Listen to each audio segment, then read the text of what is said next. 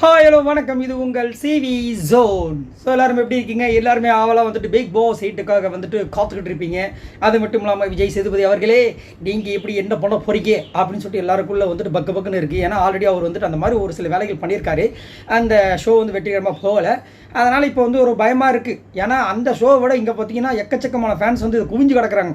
அதுவும் நம்மளுக்கு அந்த 3.5 மாதம் எப்படி போகுன்னே தெரியாது. எல்லாருமே வந்து இப்படி தலைமுடி பிச்சுக்கிட்டு அப்படியே அப்படின்ற மாதிரி ஆங்காரத்தில் இருப்பாங்க. அதுவும் முடியும் போதில் வந்துட்டு, அதாவது ஸ்டார்டிங்கில் வந்துட்டு எங்கள் வீட்டில் ஆரம்பிக்கிறது, லாஸ்ட்டில் பார்த்துட்டு கும்பலான்னு செம்மையாக கும்மி அடித்து ரன்னகெல்லாம் பூமி மாதிரி இருக்கும்.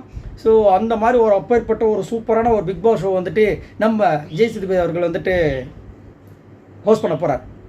ஸோ இந்த பிக் பாஸ் பார்த்தீங்கன்னா வருஷம் வரும். கரெக்டாக வந்து 9:30 to 10:30 வரும். அப்படின்னு இருக்கும்போது விஜய் டிவியில் ஒளிபரப்பாகி கொண்டு இருக்கிற இந்த டைமில் வந்துட்டு அந்த 9:30 ஒரு சூப்பர் சீரியல் போயிட்டு இருக்கு, 10 o'clock ஒரு சூப்பர் சீரியல் போயிட்டு இருக்கு. அப்போ அந்த சீரியல் என்ன பண்ணுவாங்க? ஸோ அதனால் வந்துட்டு சீரியல் பார்க்குற ரசிகர்லாம் வந்துட்டு ரொம்ப டென்ஷன் ஆகிற மாதிரி அந்த சீரியலோட டைமிங்லாம் வந்து மாற்றிருக்காங்கன்னு சொல்லிட்டு இப்போ ஒரு அப்டேட் வந்திருக்கு. அதனால் வந்துட்டு ஒரு சில பேர் இன்னுமே வந்துட்டு பிக் பாஸ்லாம் பார்க்காம வெறும் சீரியலே நம்பி அவங்க லைஃப்பில் அந்த சீரியலை க்ளோஸ் பண்ணிட்டா கண்ணீர் அப்படியே கதறுவாங்க. அந்த மாதிரி வந்துட்டு இப்போ டென்ஷனாக வந்துட்டு இந்த டைமிங் மாற்றினால ஒரு சில பேர் வந்து எதுக்கு அதை பிக் பாஸ் அப்படின்ற மாதிரி டென்ஷன் ஆகிறாங்க. ஸோ அப்படின்னு பார்க்கும்போது இந்த 10 மணிக்கு வந்து நீ நான் காதல் அப்படின்னு சொல்லிட்டு ஒரு சீரியல் போயிட்டுருக்கு போல இருக்குது. அதை வந்துட்டு 6 மணிக்கு வந்துட்டு ஒளிபரப்பாக போகிறது இனிமே அப்படின்ற மாதிரி சொல்லியிருக்காங்க. அதுக்கப்புறம் வந்துட்டு 7 மணிக்கு வந்துட்டு மகாநதி அப்படின்ற ஒரு தொடர் போயிட்டு இருக்கு போல இருக்குது. அது வந்துட்டு அக்டோபர் 7 முதல் 6:30 மணிக்கு அது வந்து ஸ்டார்ட் பண்ண போகிறாங்க. அதுக்கப்புறம் ஆஹா கல்யாணம் அப்படின்னு ஒரு சீரியல் இருக்குது போல இருக்குது. அது வந்து இரவு 7 மணிக்கு.